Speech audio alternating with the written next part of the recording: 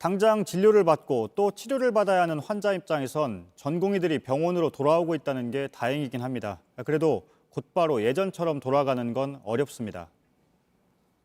내시경을 해야 되는데 내시경하고 장 내시경 해야 되는데 의사들이 복귀를 하지 않았대. 그래서 오늘 날짜가 내일 되어 있는데 못한다고 지금 통보를 받았어요. 어제는 전공의협의회 비대위가 다시 만들어지기까지 했습니다. 지금 첫 번째 회의를 열고 있는데 이전 비대위보다 더 강경하다고 합니다. 배양진 기자를 짧게 연결해 보겠습니다. 배 기자, 이미 병원으로 전공의들이 돌아오고 있는데요. 그러면 입장을 또 바꾸는 겁니까?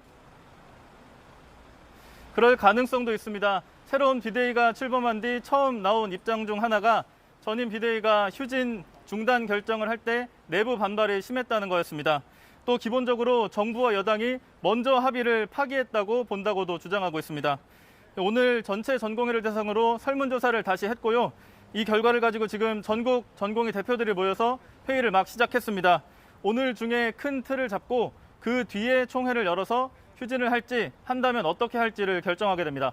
네, 그러면 입장이 상당히 강해졌는데요. 이유가 뭡니까?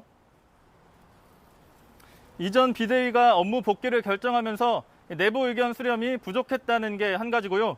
또 휴진을 다시 시작할 명분도 여전하다고 판단하고 있기 때문입니다. 오늘 오전 더불어민주당 김성주 의원이 한 라디오 방송에서 이 공공의대 그리고 지역의사제도 도입에 대해서 완전히 무효화하는 건 어느 정부도 받아들일 수 없다 이렇게 말했습니다. 신임 비대위는요 바로 이런 게 문제라고 주장하고 있습니다. 들어보시죠. 최소한의 협상 상대에 대한 존중도 없는 건데 뭐 이거 파기한 거는 물론이거니와 저희가 뭐 그거를 그냥 그렇게 이렇게 당하고 있어야 될 이유가 있는지 잘 모르겠습니다. 네, 전공의들이 돌아오고 있는 병원도 있는데요. 지금 상황이 어떻습니까? 네, 저희가 오전에 서울 시내 대형 병원들을 좀 돌아봤습니다. 우선 전공의들이 진료 복귀에 앞서 코로나19 진단검사를 받고 있는 모습도 볼 수가 있었습니다. 병원들은 미뤄왔던 입원과 수술 예약을 차례대로 다시 잡고 있는 모습입니다. 휴진 이전으로 완전히 돌아가려면 휴진을 했던 만큼 그러니까 2주 또는 그 이상 걸린다는 게 병원들 설명입니다. 서울 시내 5대 대형 병원들은 모두 오늘이나 혹은 내일까지 업무에 복귀하기로 했습니다. 실제 어제까지 전공의 휴진율은요 70%를 넘었었는데 오늘은 30% 절반까지 떨어졌습니다. 하지만 아직 비수도권을 중심으로는 업무 복귀를 하지 않은 전공의들이 남아있는 상황입니다. 저희가 방금 확인한 소식 한 가지만 더 전해드리면요.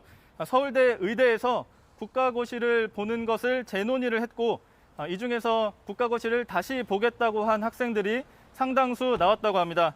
또 서울대 의대뿐만 아니라 이런 재논의를 한 학교가 몇 군데 더 있다고 합니다.